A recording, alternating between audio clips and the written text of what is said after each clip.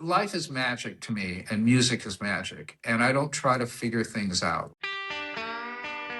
As a vegan, do you ever feel like you're living in a parallel universe, aware of things that many others don't even seem to notice, let alone acknowledge? I'm Chrissy Benson, host of the Vegan Posse podcast. We talk with vegans from around the globe who, like you, are living lives of integrity and compassion with an eye toward justice. Through their personal stories, you'll come to see that you're not an outlier. In fact, you're part of an entire posse of individuals who aren't just keeping the peace, they're creating it through their food choices and beyond. You won't be saddling up, but you're in for the ride of your life. Welcome to the Vegan Posse.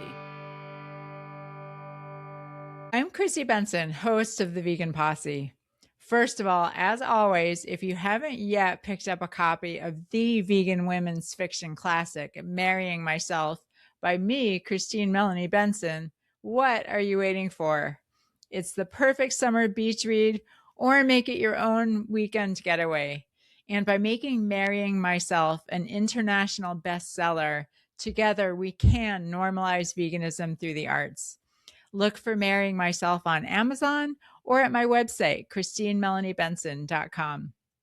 Next, for those of you who've been wondering, I do have several slots available for personal coaching and or vegan lifestyle coaching. Email me directly at christinembenson@gmail.com for more information. Related to that, beginning in June of 2026, you are invited to join us every or any Tuesday evening at 5:30 p.m. Central for the virtual vegan support group, Vegan Peace. Vegan Peace is a place of contemplation, camaraderie, and support for vegans and those troubled by animal exploitation. Find your peace, speak your peace, and connect. Vegan venting is welcome.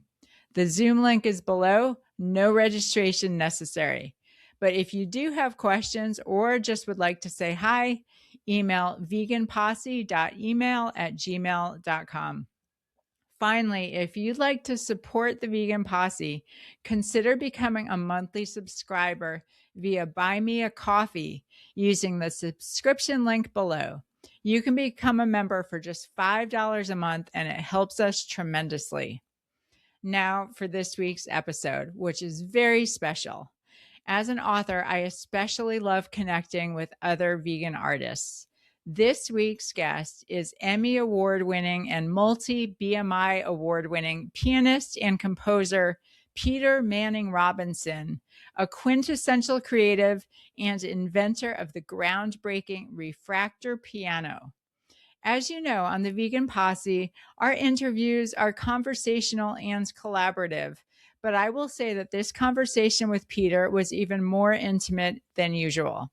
Peter was so open and honest, and also so inquisitive and such a wonderful, empathetic listener that I found myself doing far more talking than usual.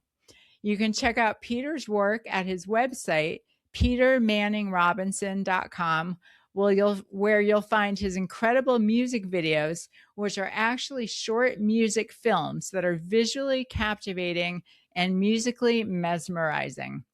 Truly like nothing I've ever seen. So enjoy this conversation with Peter Manning Robinson. Peter, welcome to the Vegan Posse. Are you ready for the ride of your life? I am always ready for rides of my life. Excellent. Sounds like you've had a few.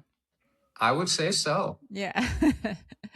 So you've done so many cool things in your professional life, including some in recent history. But I really like to take it way back with people and just hear about what it was like for you growing up and whether you ever thought about the animals in our so-called food system.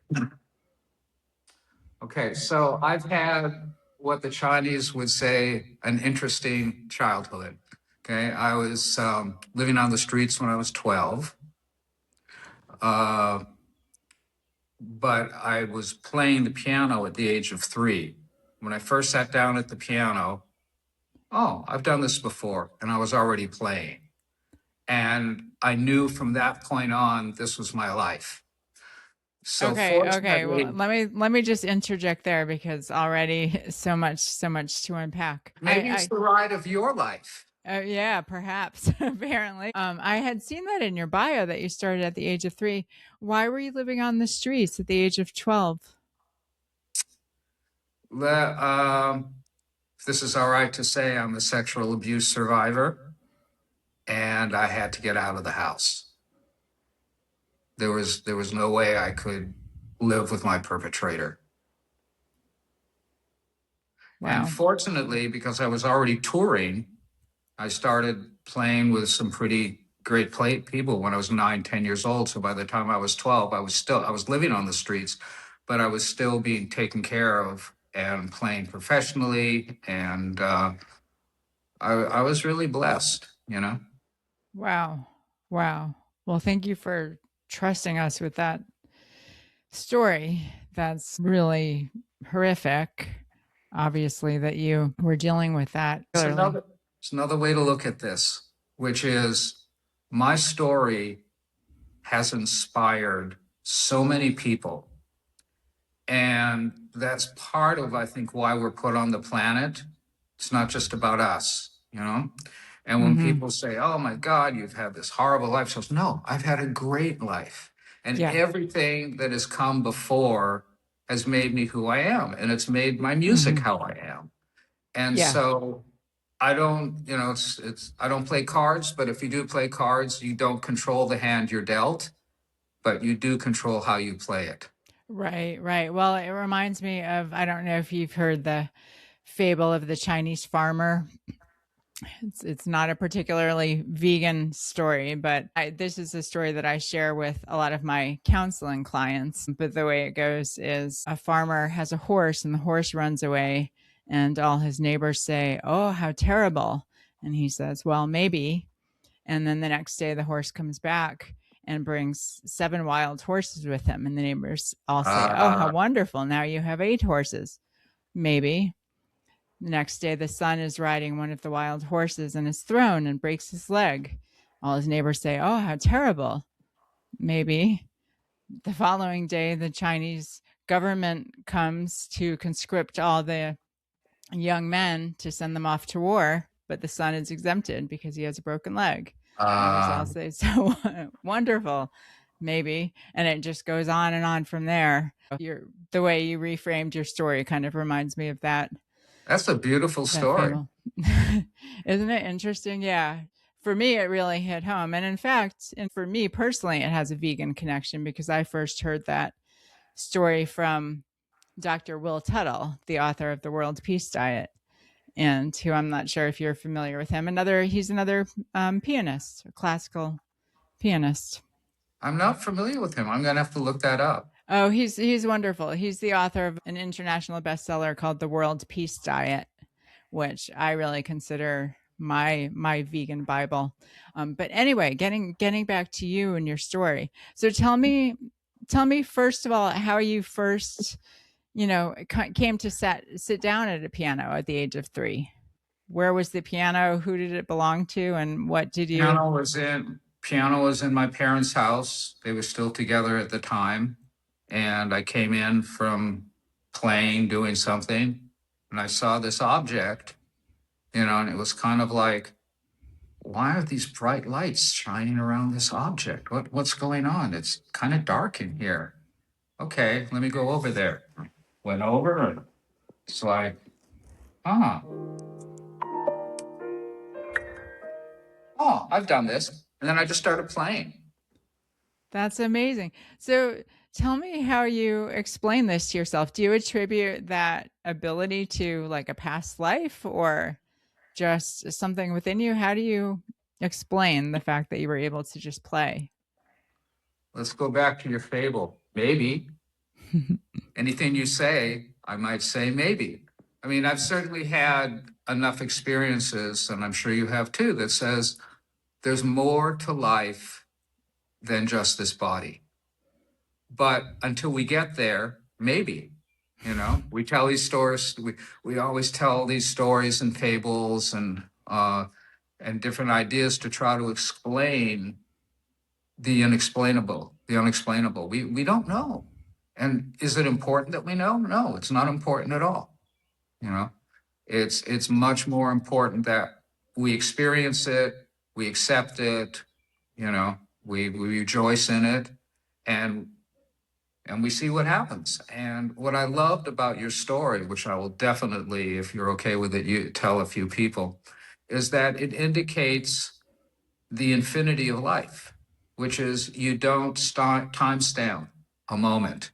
It's always evolving. It's always changing. So I don't try to figure it out. So here's an interesting story. When I was in my mid-20s, I was touring, but I developed tendonitis in both wrists. I had been taught a very legitimate classical technique that didn't work with my music. So for over 10 years, I could not play for more than 2 minutes at a time.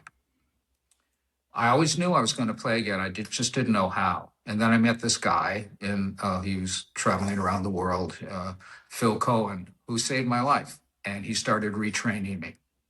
So we would do these sessions when he'd come into town, and we'd do it at this little apartment. I'm sitting at the piano, and it's like if the right side of your face had clear plexiglass and the left side of your face had this blue tint.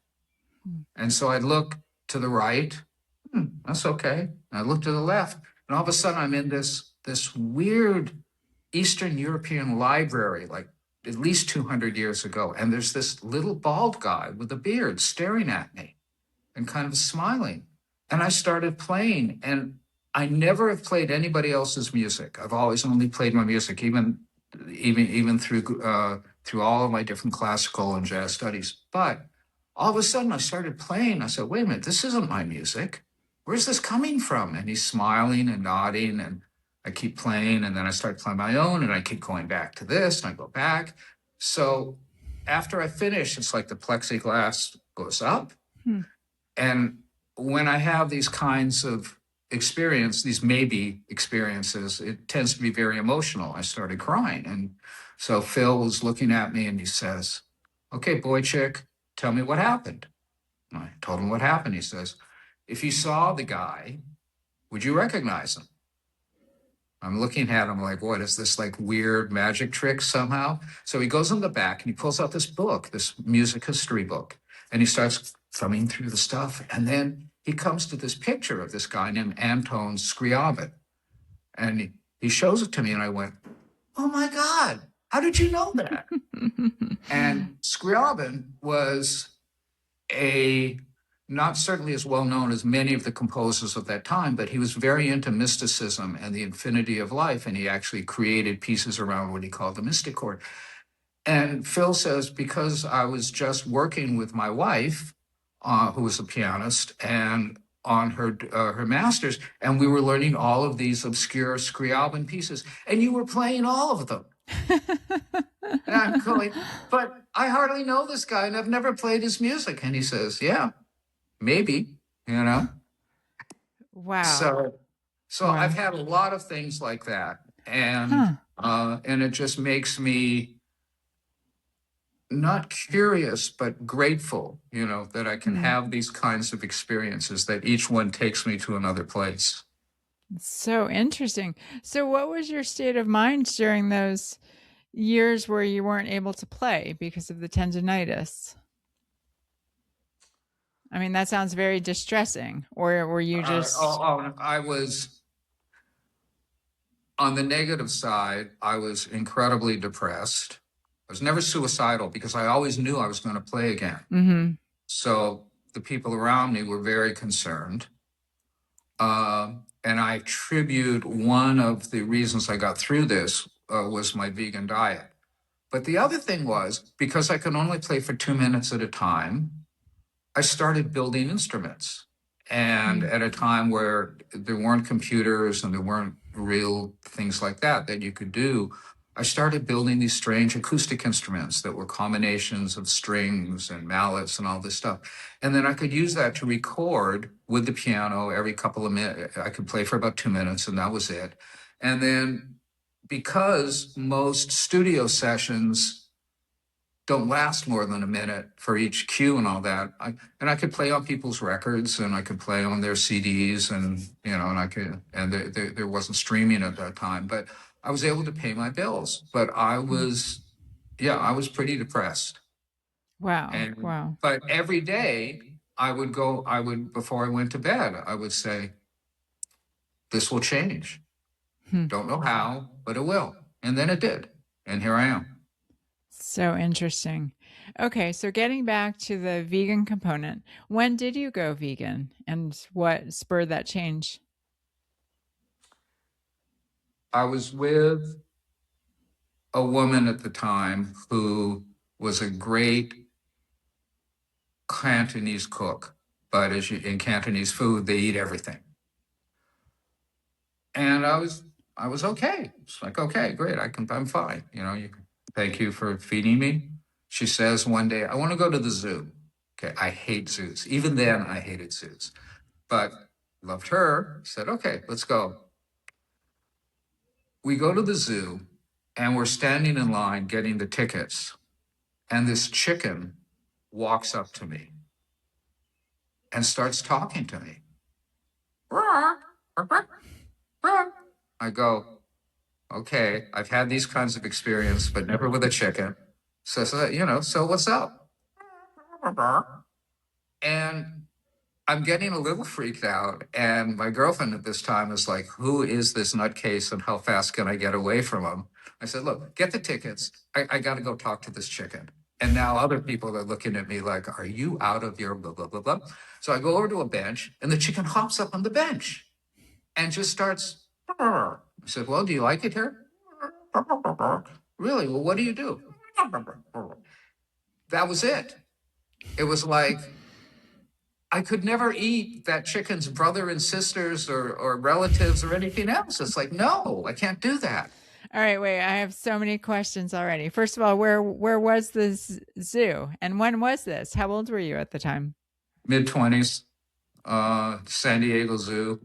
Okay. Okay. And the chicken was a resident of the zoo, or I should say a I guess prisoner so. of the Yeah, I zoo? mean, they had all these wild.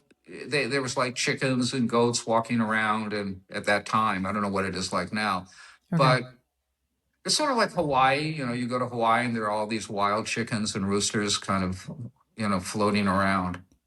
So, here's my brother, the chicken.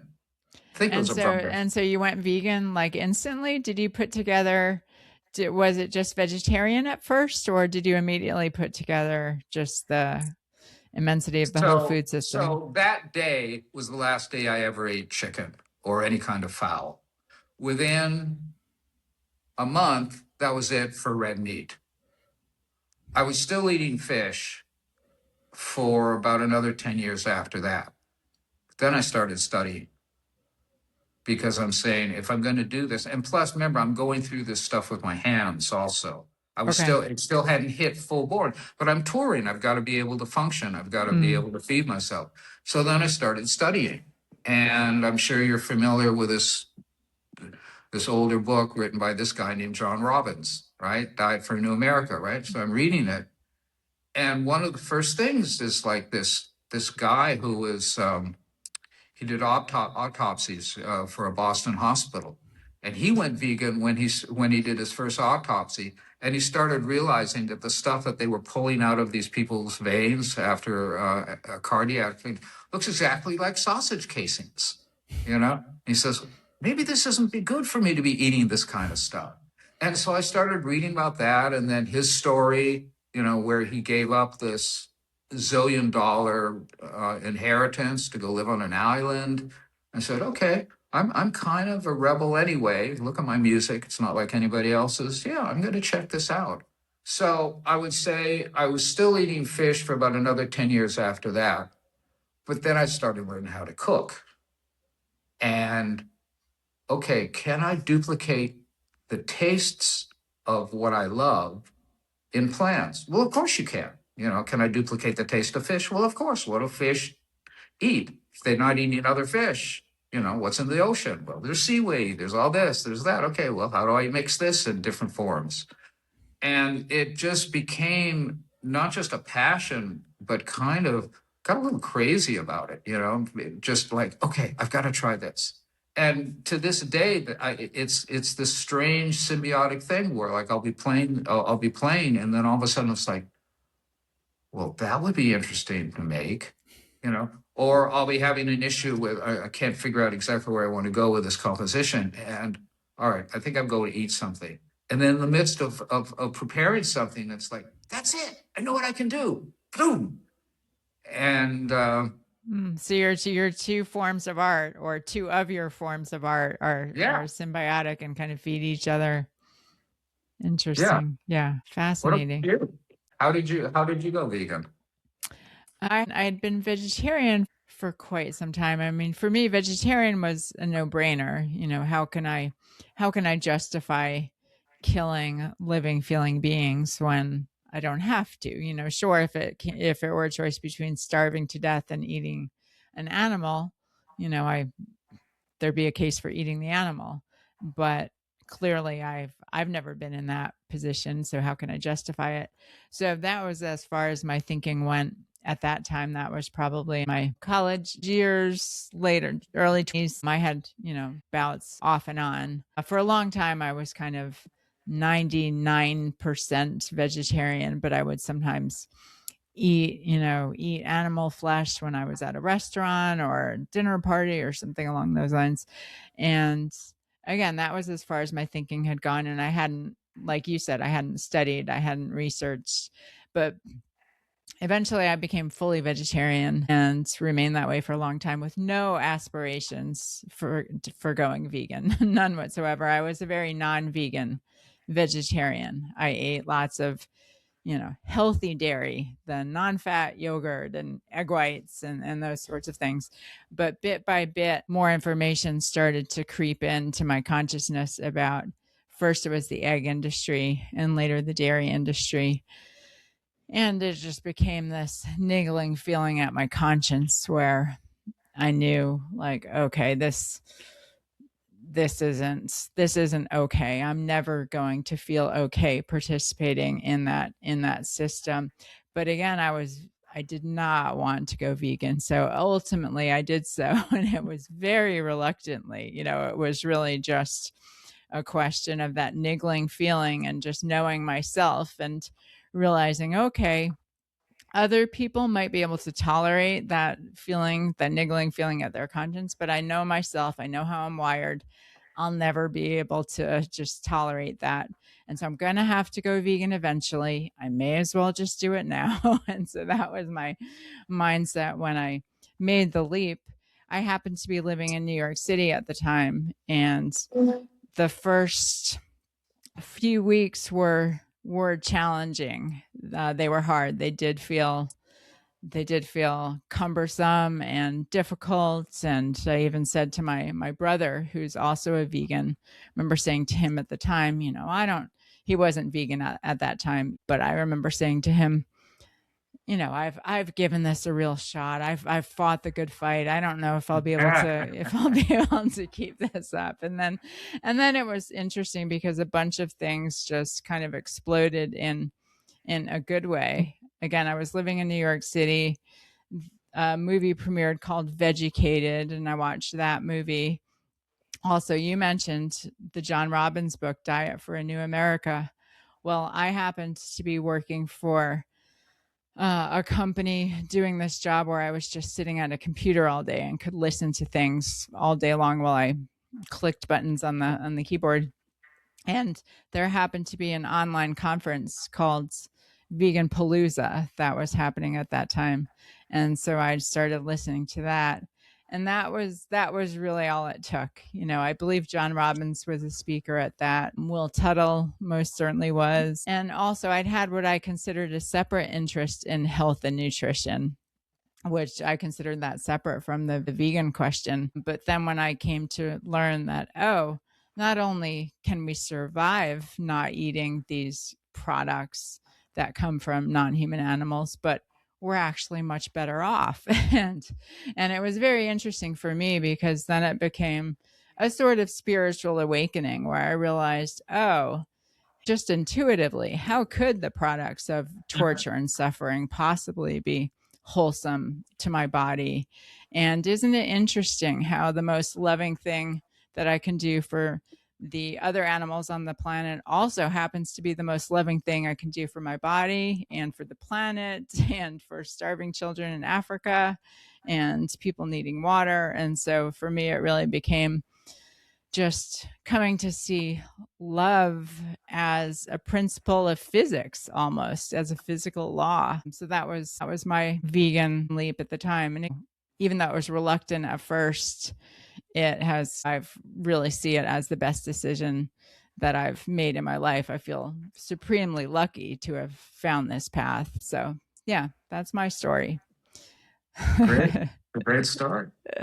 Yeah, the whole idea that, as you said, how the meat and dairy industry gets what they call their product. They won't refer to anything in terms of a compassionate thing. It's like, no, it's a thing, it's a product. Yeah. And once you see, as you said, what's going on with the egg industry, with the dairy industry, with the meat industry, and at the time that that animal passes in this incredibly horrible way, there's energy going right into the stuff that these people are eating, you know? And I Yeah. don't know. Don't Yeah. think that's so good. Yeah. Yeah. Yeah. So we're on the same page there, that's for sure. So tell me a little more about your music path. It sounds like you were playing professional music and that was your livelihood from day one. Did you ever just consider another career path, or was that just always it? The moment I sat down and my fingers touched the piano, I said, this is what I'm going to do forever. You know, if I've done this before, I'm going to do it again. I'm going to do it again. I'm going to do it again. So there was never any question. I mean, and because my music, it's it's different. Some people, you know, depending on what you listen to, some things are a little safer, some things are not safer. Stuff I do with my invention, the refractor piano, is definitely more on the out there. But it's not like other people's. So why should I concern myself with what other people say about me? Because I find an audience, you know, and that's, and I think it's the same thing as when you get committed to veganism, and for many of us, we have an epiphany, but that doesn't mean that, okay, great, and that's it forever. No, you know, many people try, doesn't work, then they come back, then it doesn't work. But in the background, there's all the stuff we're talking about that has nothing to do with eating food. You know, it has to do with ethics. It has to do with the environment. It has to do with so many things that are bigger than us. You know, so great. Go be selfish and support, you know, these horrible industries, or be a little flexible and find ways of substituting eggs. You know, if you have a sweet tooth like I do, well, how can you make things that are healthy, that don't have eggs and dairy? It's not that big of a deal. Right. And then after a while, just like my music, it's like running or kickboxing or any of the other stuff I do. It's like, okay, that just becomes part of your life. And Right. if people like it, great. And if people don't like it, it's an infinite universe. I don't have to appeal to everybody, you Right. know?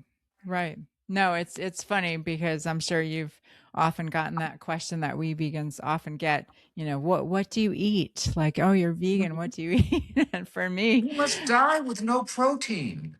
right. But for me, what I like to say to people is, oh, I eat actual food.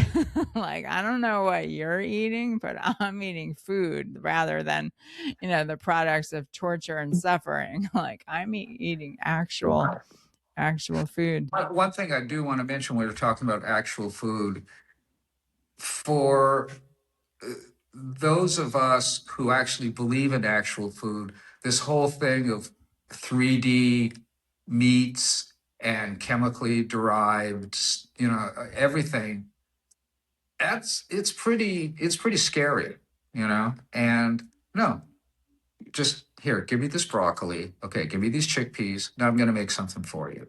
No, I don't need a 3D printer to make my meat. No, I don't Right. need I don't need all these weird chemicals going into stuff. Because vegans, in the pursuit of convenience, can be eating just as unhealthily. It's good for the environment on some levels. It's good for the animals, but for us, and your health, yeah, not so good. Eating all these weird GMO products. Right. Right. 100%.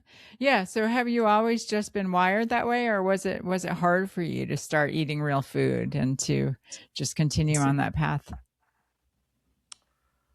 The most difficult part was figuring out how I could get enough protein given my lifestyle, how I could do this when I was on the road, and especially because I've been doing it for a long time. You say vegan, and it's like you're saying alien, you're like some person from some weird planet, and you get a lot of peer pressure, Yeah. But because of my music, and I've been so castigated in many respects. I've had drumsticks thrown at me and piano lids slammed down on my fingers and people screaming at me and all that. I'm used to it. It's like, hey, no problem. For your music? Oh, yeah. Yeah, How? some very famous people did not like what I was doing at times. So it's one reason why I developed a lot of these things that I could create myself, as opposed to trying to do things with an orchestra or a band or somebody else where I'm going to be fighting them. It's like, no, I don't like to fight. I like to love. I like to give. I don't want to be arguing with you. If you don't like what I'm doing or you don't like how I'm presenting stuff, then good, we don't work together. Right. Yeah. Very interesting. So going vegan, you mentioned your girlfriend at the time. Did she make that change too? Did you find No, we community? didn't last. We didn't last too long. Okay. Okay. Yeah. I will say that I have not been as fortunate in love that I have in other areas, but I know that I don't care if it's a love interest, whether it's a friend. If I get you in my kitchen, I'm going to make something. So here's a good story having to do with that. I'm sure you're familiar with this little small company called Hormel Meat.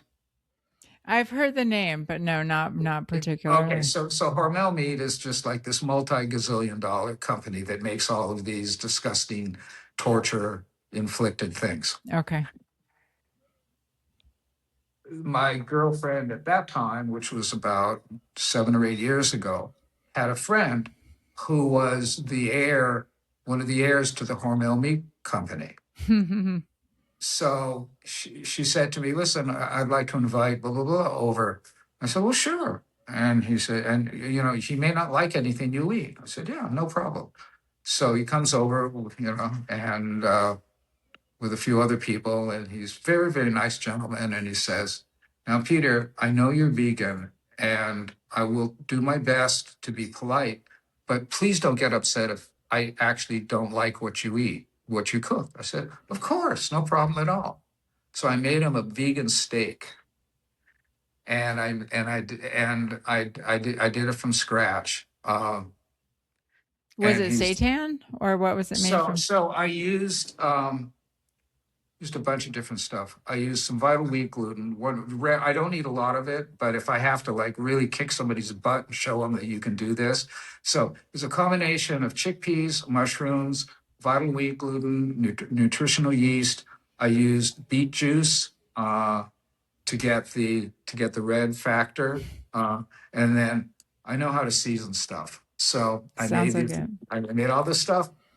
So he's sitting there and he's looking at it and he says, are you sure this is not meat? I said, no, no, no. He says, so he's kind of like moving the thing around. Then he has a bite.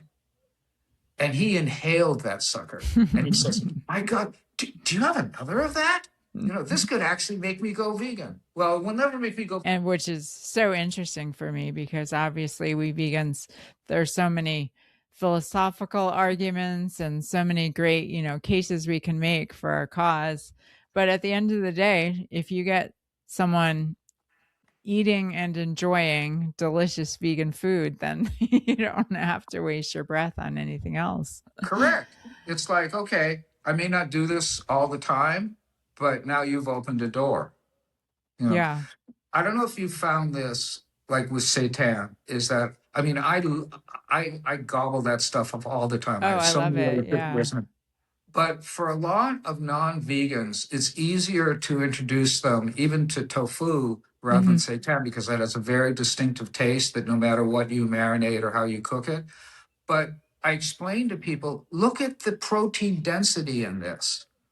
Plus, it's a complete protein because it has aminos. That's the other thing you got to understand with vegans. Yes, you can have something that has protein, but if you don't get the amino acids, you're not absorbing it as a protein. There's just so much stuff that you have to learn. But that's no different than if you're eating meat and all that, and you say, well, okay, what's my hemoglobin levels going to be? What are my triglycerides? How do I adjust that? It's just, how do you eat healthily? Right. Right. And so did you find vegan community? How was that aspect for you? Again, as a touring No, I musician? Okay. cannot find a vegan. And you would think in Los Angeles it would be really easy, but I have not found a supportive vegan community. I found supportive vegans around the world, Hmm. but most of the vegans here, there's a small community of raw vegans. I don't do that well on just raw. I Hmm. kind of go with a Chinese thing, which is try to lightly steam stuff, especially cruciferous vegetables and things like that.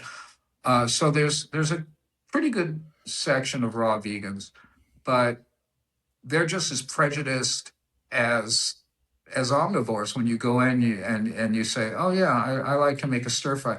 You put something in a pan and you cook it over 200 degrees. Well, see, now I do meat A little raw things. cultish. Yeah. Yeah.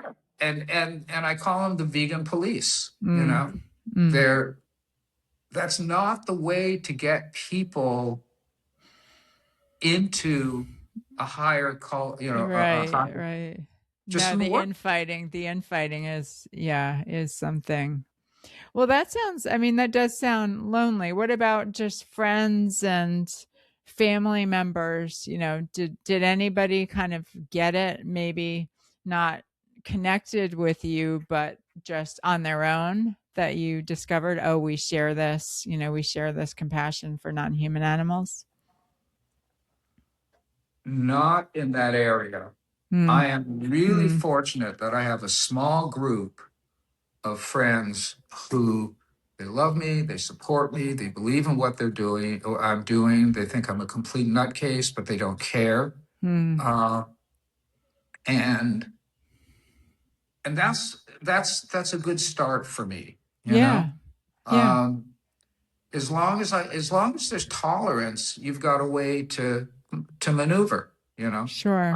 I have a Yeah. few friends who absolutely love my cooking and can't wait, to come over and eat. I have a few friends who just think it's the weirdest stuff in the world, and give me my cheese pizza. Well, here, Right. let me make something that could be a cheese pizza, but there's none of this, there's none of this. Well, it doesn't taste exactly like it. And Right. I'm sure you go through all of this stuff.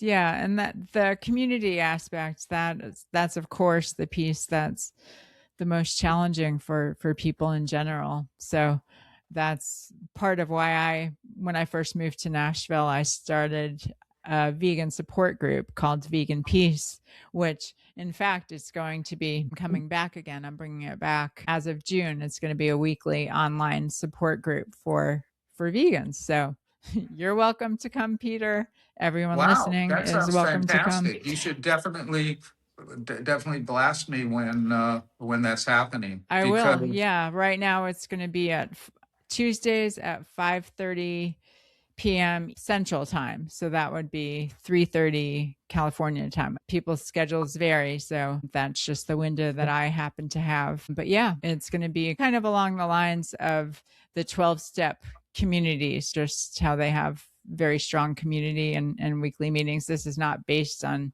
on the 12 steps or anything along those lines, but just the spirit of the peer support and community. So you started playing the piano. When did you come up with your innovative version of a piano called the Refractor Piano? So as I mentioned, I've always been building these hybrid instruments. I was always looking for a sound that wasn't like anything else. And although I was learning how synthesizers and virtual instrument, all this stuff worked, there was a disconnect in me, which is in the same way that if I get something that is wrapped in plastic, okay, it still might be a potato or a pepper, but it's not the same as like you go out and there's the ground and you can reach down and grab it. Or even if you go to a farmer's market and somebody's brought the stuff directly. And it's the same thing with me and sound and all of that. Even when I'm playing just solo acoustic piano, I'm always looking for a type of touch. So as more and more people started finding out about synths and electronics, and then it sort of became democratized where like everybody has them and everybody can do this and everybody. It's like, okay, the moment somebody starts doing anything that's close to me, that's when I change. You lose interest. Okay, yeah. You just say, okay, great. You sort of figured that out, but you know, that phrase, like you may have the answers, but I changed the questions. So I had been experimenting with combining my acoustic piano with different kinds of processed sounds running through pickups and all of that. And because it's such a natural thing right now for people to overdub, right? Okay, we're going to get this sound and then we're going to use this virtual instrument to create this. And then I'm going to overdub this and then we'll bring somebody else and overdub this. And I said, okay, I'm going to do something that there's no overdubbing, there's no MIDI, there's no synths, there's no virtual instruments. It's simply a piano that is completely live that I'm changing into all of this other stuff. And I worked on a few different iterations of it. And then my Are best you friend, handy? You like to build things and no, I hate to build things. Oh, interesting. Okay. I know I barely know how to turn the key on the car or press the button. I know where the steering wheel is. I know where the brakes are. If you give me a hammer, I will smash something before I can fix it. I have no clue about anything like that, unless it's music. Huh. And then I figure out ways to do it. Fascinating. Fascinating.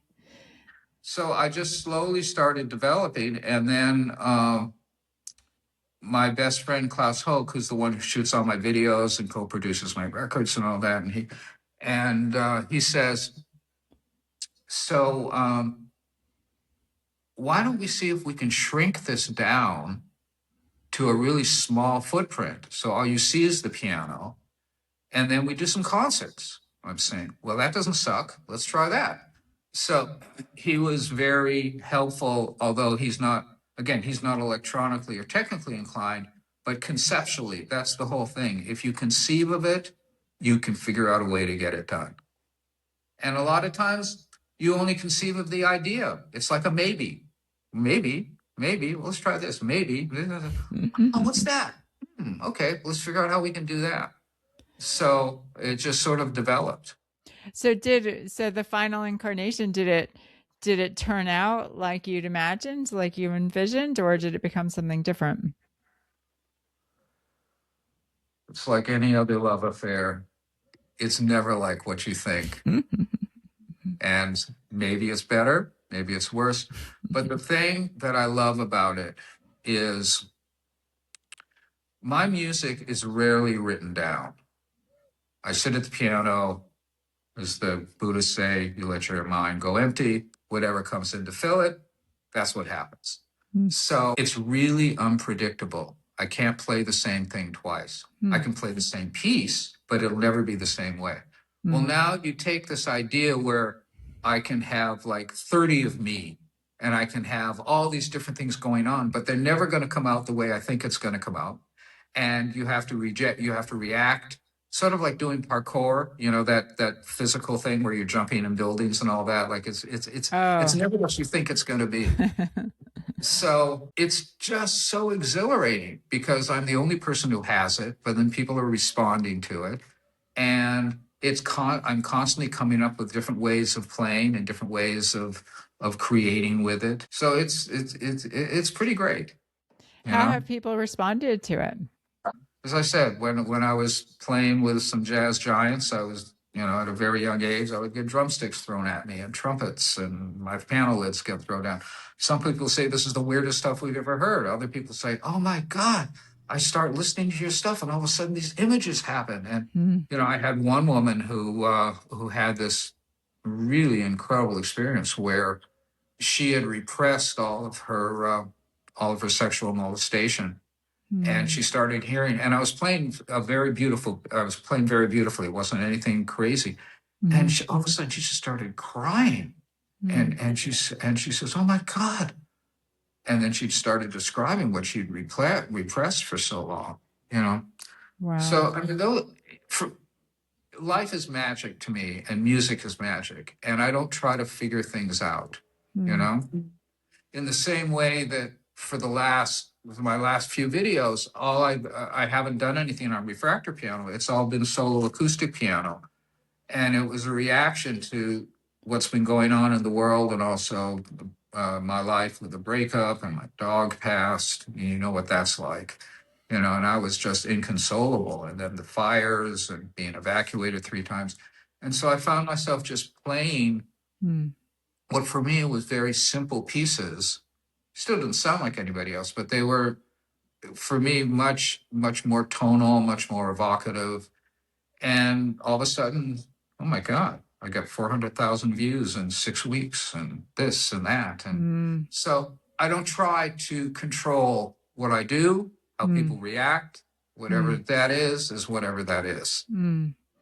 And how do you gauge your own success? What are you proudest of?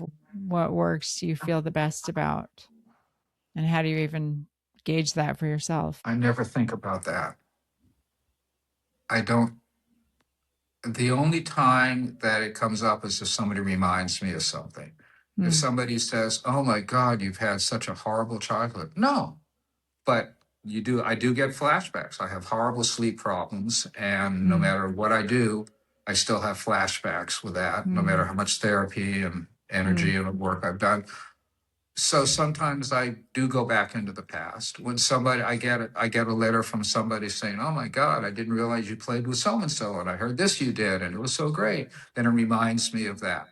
But the rest of it, I just try to stay in the present.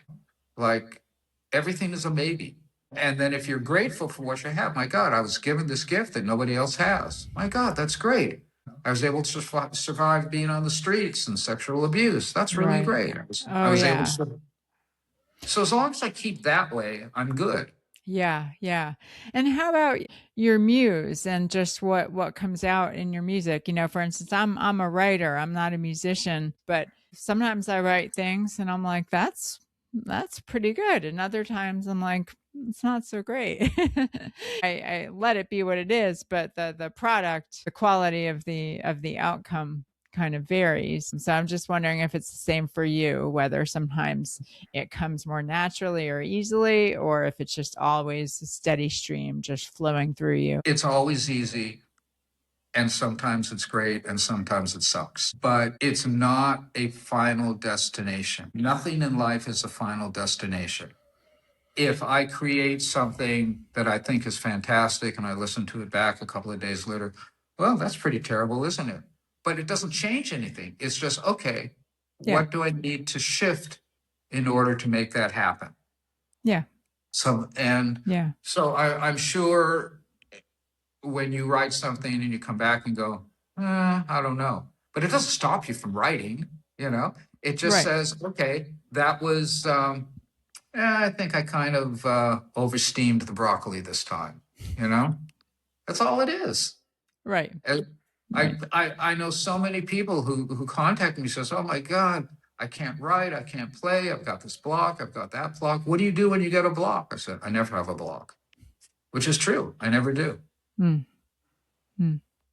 Yeah. I look at this stuff. Some people think of creativity. Here we have a glass, okay? And this glass has a finite amount of water. Once you drink from that glass, there's no more water left. But see, to me, this glass is a waterfall, and the waterfall is infinitely cycling water. And sometimes some places we have no idea where the water's coming. We don't even know where the water's going to go. But it doesn't matter because it's always there. So all you have to do is partake of the waterfall and you're good. Right. Right. And not only that, for me, the more you do it, the better it flows. But the more you do it, the more water that comes. Kind of like, I don't know if you ever heard that old Kingston Trio song, Desert Pete. It's a great old folk song. I don't even know when it came out, but a band that my parents used to listen to called the Kingston Trio. And the song was called Desert Pete. And it's about a man who's, going through the desert, desperate for water, really thirsty, comes upon a pump, thinks it's a mirage, and oh, there's the pump. And right next to the pump is a jar of water. And then there's also a note that says that water is, you need to pour it into the pump to prime the pump. And then once you pour it in, you can pump and you'll get as much water as you want. And then when you get as much as you want or need, then fill that jar, leave it for the next person. But the danger, of course, is the people who don't trust that there will be water once you pour that jar of water into the pump. And so the danger is, well, I'm really thirsty now and I see that water in that jar and I want to drink the jar. And so it's this leap of faith where, you have to prime the pump. Yeah, it's a great song. So that's what that your description of creativity reminds me of. And I wholeheartedly agree. That's what gives me some courage and some comfort when I'm writing things that don't really come out very, very fantastic, because to me, I'm practicing. That's how you get better, is by doing. It's not by not doing. I think there's also an element of just like, do you trust that if you prime the pump, you get more water, you get an infinite source of water? Yeah. Or do you not trust? After you do it a certain number of times, you just kind of say, okay, I'm going to prime that pump because I know that pump is going to give me water. I mean, I've been doing this since I was 3 years old. Right. I don't know Right. anything else. Right. I mean, and have you ever gotten tired of it, or just tired in general? Oh, gosh, no. It's the one thing that no matter what goes on in my life, it's my food. It's my real food. No matter how I feel, no matter what's happening, whether it's in my personal life, whether it's in the world, whether it's somebody I care about, I can play the feeling. I can play the emotion. I don't have to be happy all the time. Don't have to be sad all the time. It's okay occasionally to be depressed. It's okay to be effervescent and ebullient. All of these things. Oh yeah, here, I will play. Oh yeah, there it is, And so yeah, it's a struggle because creating can be a lonely experience. But that doesn't mean you're alone. It just means that there are times when, in order to do this, you have to separate yourself from anybody and anything else that's going on. Mm-hmm. And and it can be tough for other people to understand. No, I can't tell you when I'm going to be done. No, I can't really do that because I'm working on a piece. No, it's not 8 to 5. No, it's not like that. And I call them civilians. It's like you can't make a civilian understand. Interesting. I don't know if you've had that experience with people in relationships. I mean, somewhat. I think if anything, I've been too tentative to to claim my creative space in that way. To Well, really why? claim it as fully valid. Like, oh, I can't do that. I mean, I might be doing that, but yeah. I mean, I do that. I do that sometimes more and more these days. But yeah, I also am kind of uncertain. Like, I don't like to think that there are creative types and not creative types. I tend to believe that everybody has a form of creativity. So I don't know, like I'm hesitant to claim, oh, okay, I'm special. I'm not a civilian. But it I is true think, that people don't, but there's a difference because I also believe that every single person not only has some kind of creativity or creative passion or however you want to define it, and it doesn't make one person better or different. But some of those creative passions can be fit into boxes, right? It can be fit into a 9 to 5. I do this from this hour to this hour, and now I have this time with my family, and now I have this time with the church, and I have this time with my sports team or all that. And then there are other people like me where I'm just messianic about it. It's just like, no, I get up, and no, I got to go make some music. I don't know how long it's going to take. I've got this yeah, idea. yeah. And that's where I kind of make the differentiation. Yeah, no, I mean, I totally get it. And it definitely is true that different things feed different people, and different people are fully satisfied with certain things that simply would never be satisfying to me without this artistic component. But well, on that note, you've got a couple of new singles out, I understand. Where can people find those?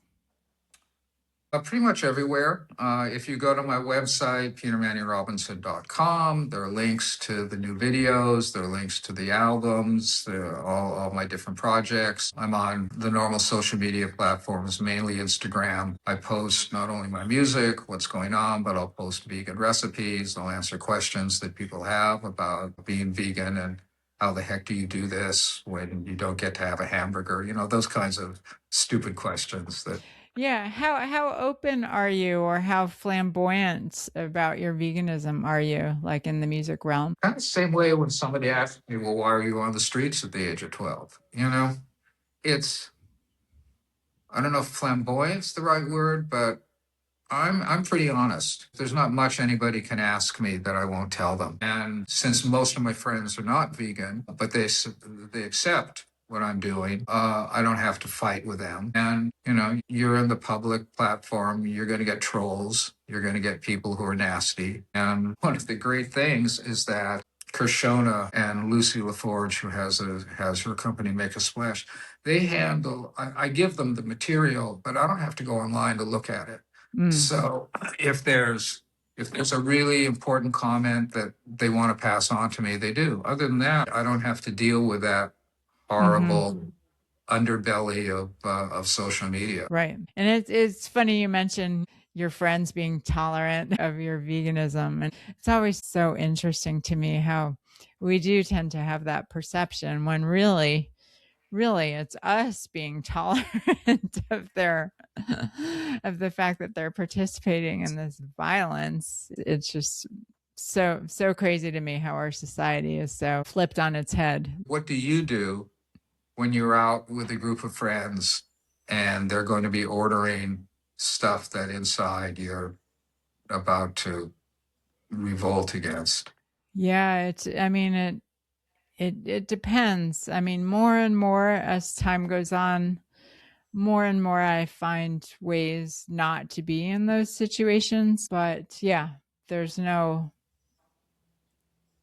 easy answer. I mean, I suppose the place where I most often find myself in that sort of situation is at my workplace, the place where I'm working now, which is not a vegan organization. And I'm in Nashville, Tennessee. So yeah, there's plenty of animal flesh. If it's a planned event that I am preparing to go to, I will usually inquire beforehand, speak to the chef personally, just mention, have you got something vegan? What can you come up with? And they've been, very, very considerate. I mean, they always end up creating something really delicious, and then the people around me are often jealous and, oh, Right. I wanted how did you get that? I want that. Yeah, so it's tricky. Yeah, I don't have a good answer. I mean, I have a friend here in Nashville, a vegan friend who signs, I think it's called the Animal Liberation Pledge. I don't know if you've heard of that, but That has not made its way here. yeah, I could be getting the precise term wrong, but essentially it's a pledge that you make, and it involves essentially emailing or somehow notifying all the people in your circles, letting them know that I'm against participating in this infliction of suffering on non-human animals, and I won't condone it by sitting in a restaurant or sitting at a group meal where those things are being served. And I'm sure different people have ways of phrasing it in a way that's more tactful or less tactful. That's one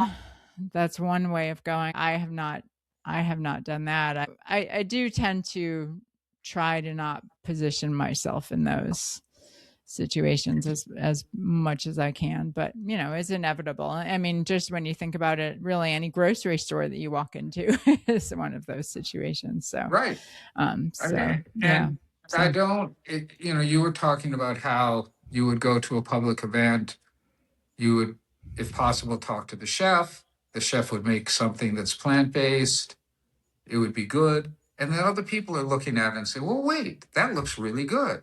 And to me, that's far more effective than a proclamation of war. Right. Yeah. Because yeah.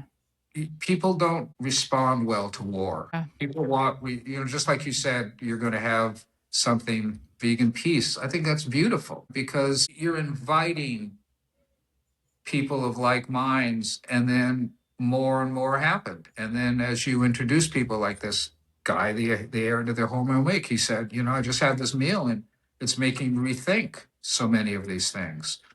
And that's how we're going to change stuff. We're not going to change it by bashing people over the head. That's how the animals get.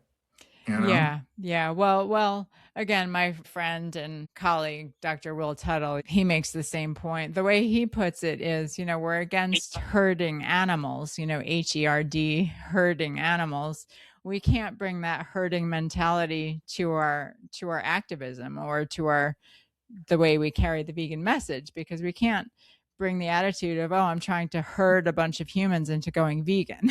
I'm not trying to tell them what to do or what to eat. It's about sparking seeds of consciousness, about being that power of example, of reminding people that, okay, growing up, you didn't choose to eat those things. Chances are you were forced to. It was put on your plate and you were told to shut down your innate compassion, shut down your critical thinking, and just put it into your mouth. That was how it was.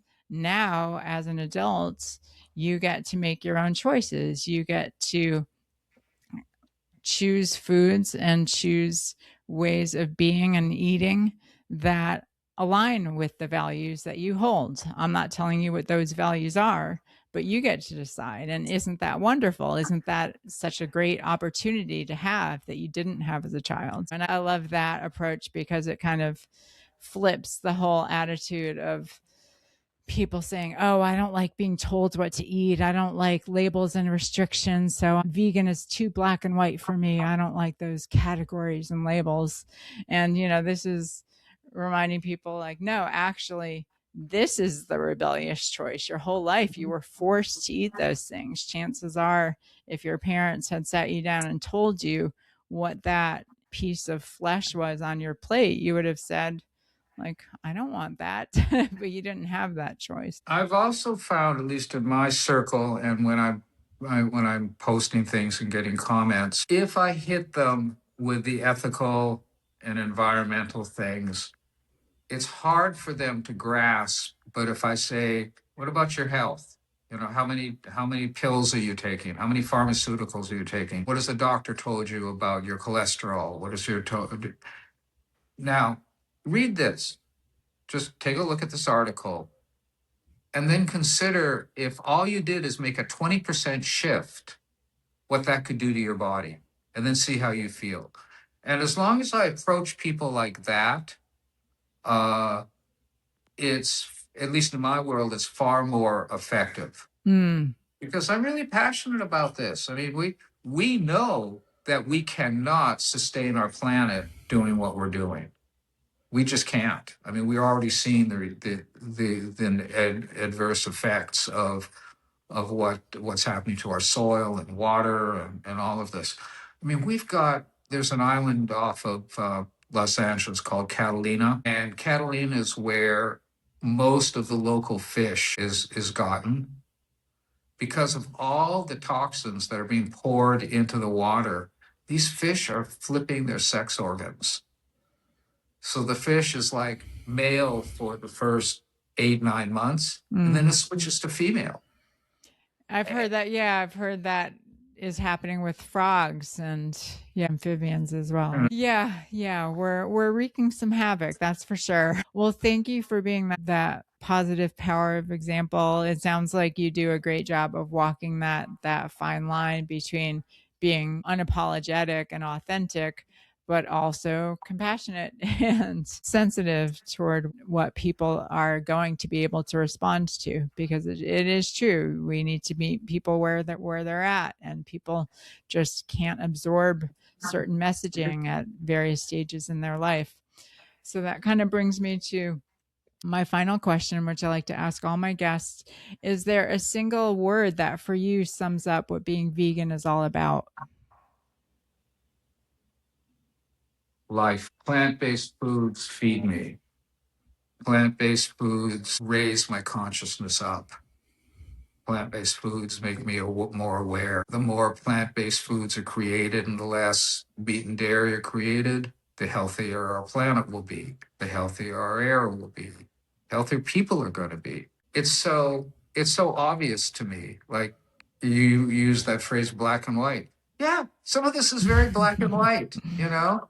These are realities. And so for me, just like my music is life, vegan is life. Yeah, some of this is very black and white, you know?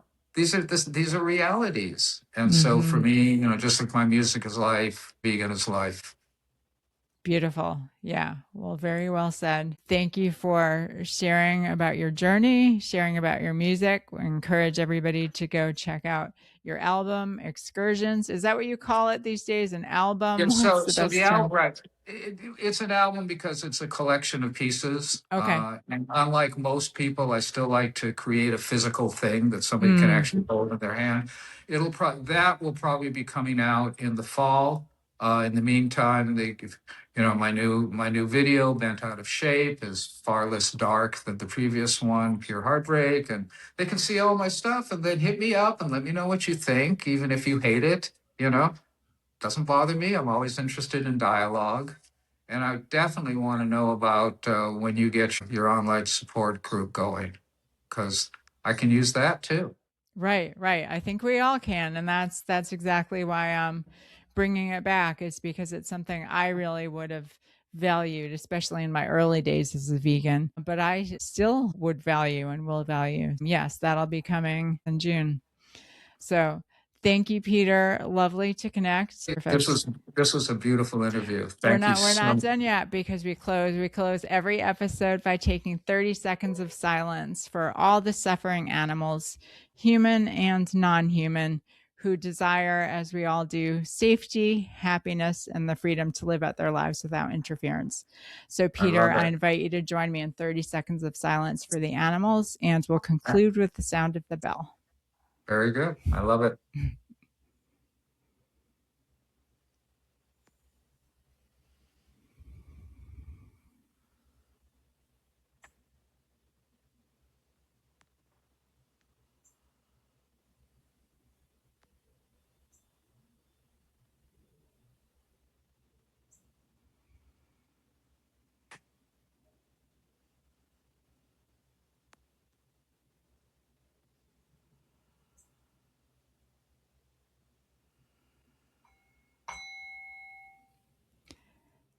Thank you, Peter, and thank you, Posse. See you next time. Until then, stay strong and stay true.